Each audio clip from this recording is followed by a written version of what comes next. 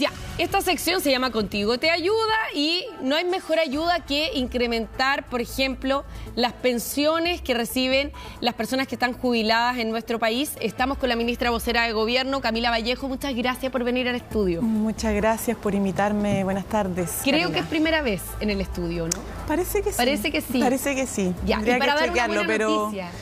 sí, agradezco la posibilidad de estar acá para informar este aumento que empieza a regir desde hoy, ¿no? Porque eso es claro, hoy día parte el aumento de la PGU en el marco de la reforma previsional y hay mucho interés también de nuestros compatriotas, no solamente las personas mayores, conocer los detalles, sino que también incluso de nietos, nietas, familiares de personas jubiladas o ahora, que están por jubilar. Que parta hoy día, ministra, significa que a fin de mes las personas ya van a recibir el incremento, los mayores de 82. Un poco antes, de hecho, porque las transferencias, a ver, la reforma previsional tiene distintas etapas y cada plazo se está cumpliendo y se va a cumplir, que eso es muy importante. O sea, no solamente se logró cumplir después de un acuerdo bien amplio que tuvimos en el Parlamento con tener una reforma previsional, porque esto es una discusión de larga data, ustedes se acuerdan que fue un debate muy duro. Ahora viene la parte de cumplir con los plazos. El primer plazo que se cumplió fue, uno de los más importantes, es la creación de este aporte patronal nuevo que se había perdido, ¿no? Estuvimos como 40 años sin aporte patronal, sin aporte de los empleadores, que antes existía. Y es el 1% como primer aumento, porque esto tiene una gradualidad para los empleadores, considerando que hay empleadores grandes, también más pequeños. Pero también empezó a regir ya. Empezó a regir en agosto y en mayo antes el seguro por lagunas previsionales, para que los que están cotizando ahora y, no sé, caen en cesantía, ¿cierto? Esos espacios no queden vacíos, sino que tengan un seguro para que no afecte la pensión futura. Ahora lo que está pagándose desde hoy es el aumento de la PGU. Recordemos que la PGU se comprometió a ser de 250.000 pesos y por lo tanto el aumento va a ser a 250.000 pesos más reajuste dependiendo del año, ¿no? Y eso se financia con impuestos. O sea, la PGU se financia con los aportes del Estado. ¿Para qué universo? Entre hoy hasta el 16 de septiembre son las transferencias para el universo de jubilados y jubiladas que actualmente tienen 82 años o más. Claro. Pero hay que considerar otros detalles, porque las personas que tienen PGU y que tienen 82 años van a recibir este incremento. Pero hay personas que no tienen la PGU actualmente y que lo van a tener a partir también de esta reforma y a partir de este mes. Por ejemplo, los que están con leyes reparatorias, ¿no? Los pensionados por Valech. Por ejemplo, también los que son pensionados por invalidez. Ahí no corre la edad, obviamente, porque la invalidez. Y los que tienen, la pensión básica de invalidez y de discapacidad, ¿verdad?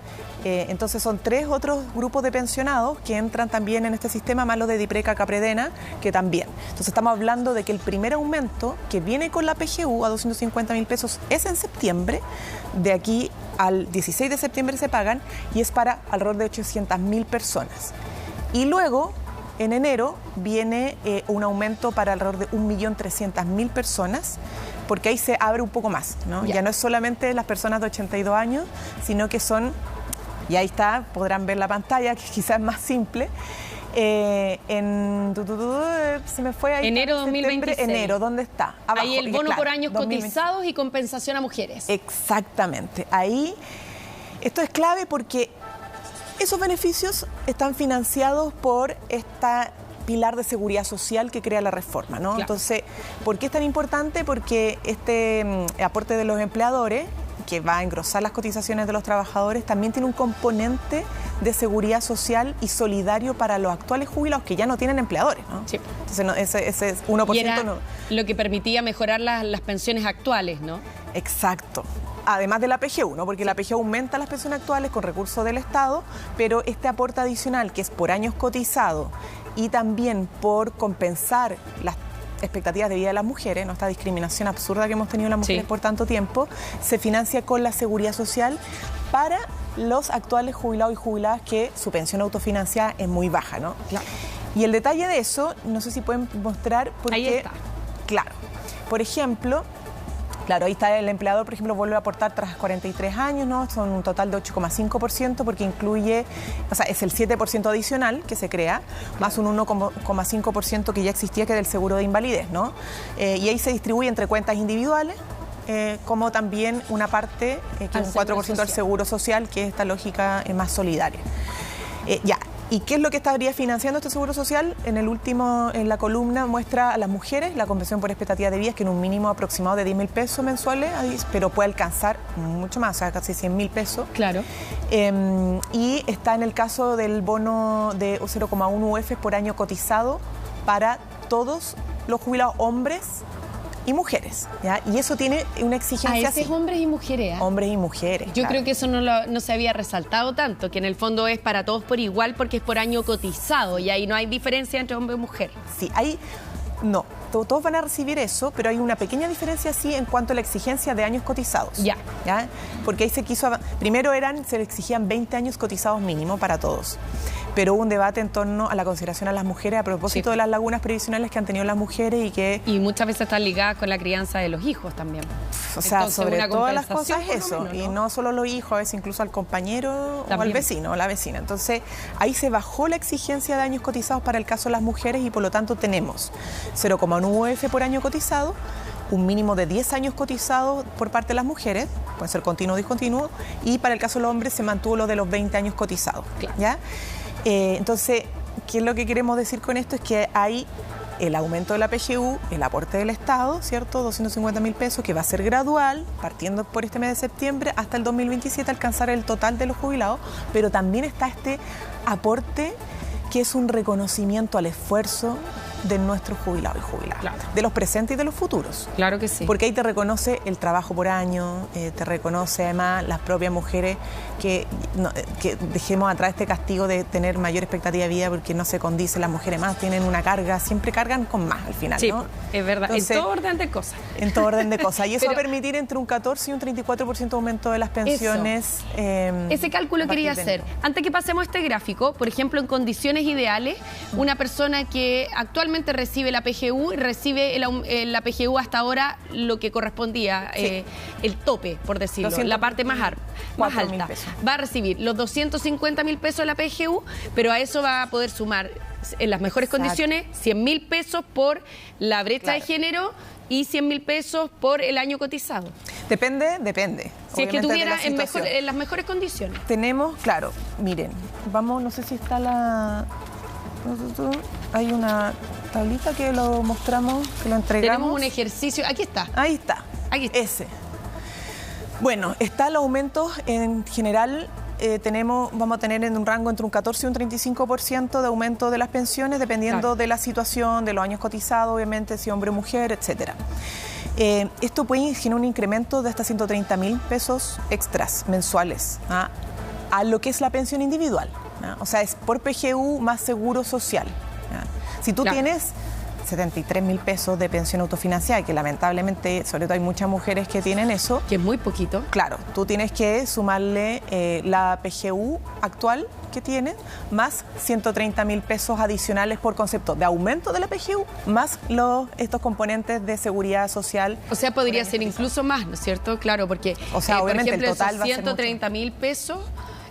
son en base a la PGU, pero hay que sumar también el seguro social. Claro, hay que sumar el seguro social. Eso es efectivamente el aumento que se puede producir entre el adicional de la PGU, porque la PGU actualmente es 224.000 pesos. Claro. Menos. Y va a aumentar a 250.000 pesos. Entonces, ese aumento, más el aumento que te puede aportar por años cotizados y por expectativa de vida, en el caso de las mujeres, te va a producir un adicional, en muchos casos, de 130.000 pesos. ¿Y se flexibilizaron los criterios también para entregar la PGU? Claro.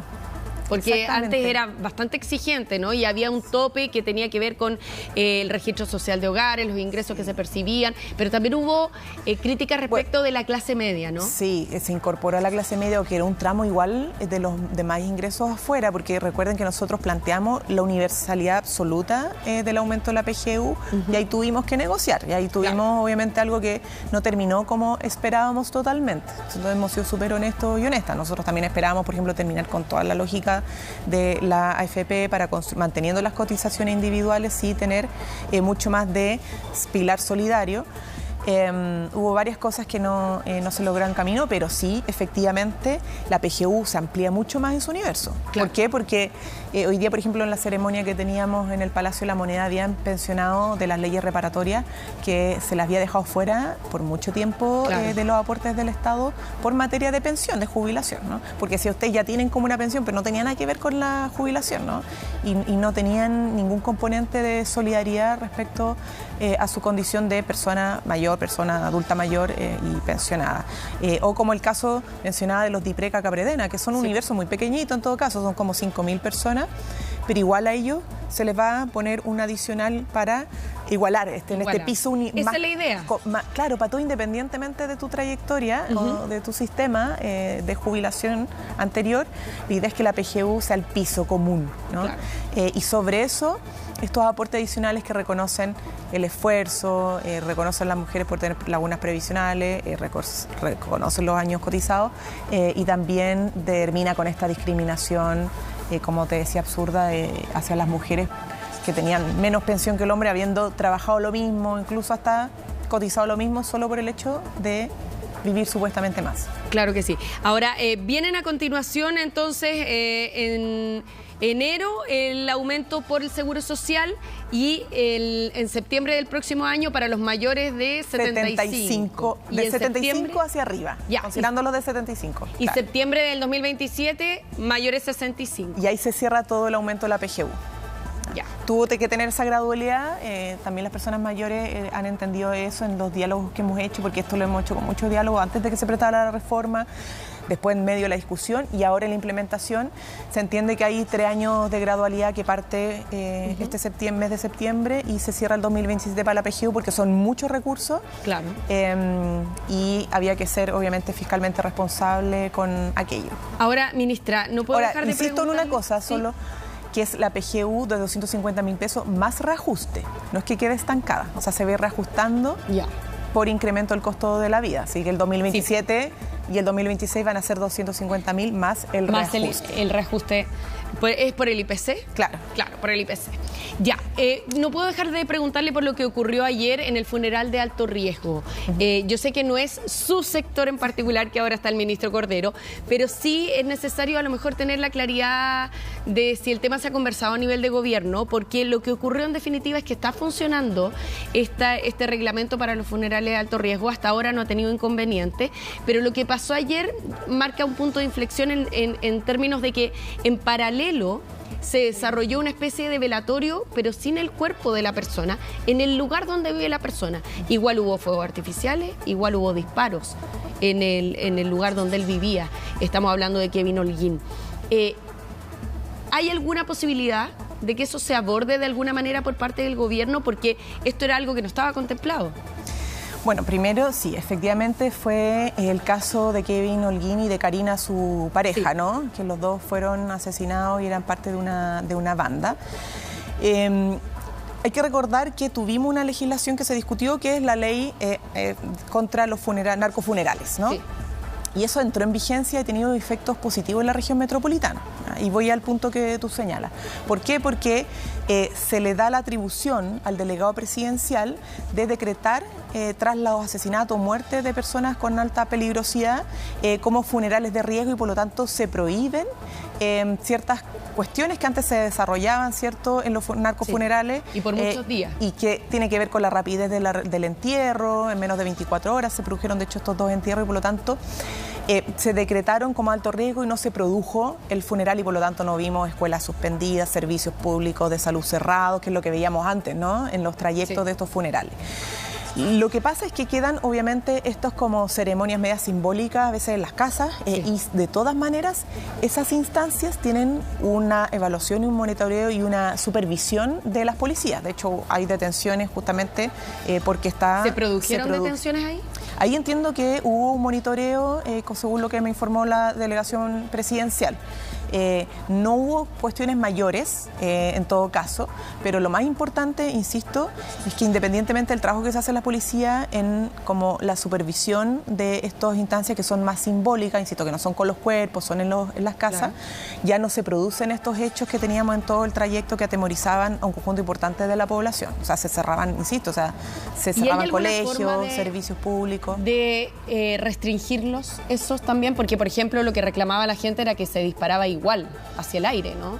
Con la peligrosidad que eso puede revestir para la gente. Bueno, es que ahí cursan todos los procedimientos policiales correspondientes al uso de armas de fuego. Habría que ver si son armas de fuego, fueron fuegos artificiales, pero hay una legislación para enfrentar eso y por lo tanto también los procedimientos policiales tienen que seguir su curso independientemente de que no sea un narcofuneral.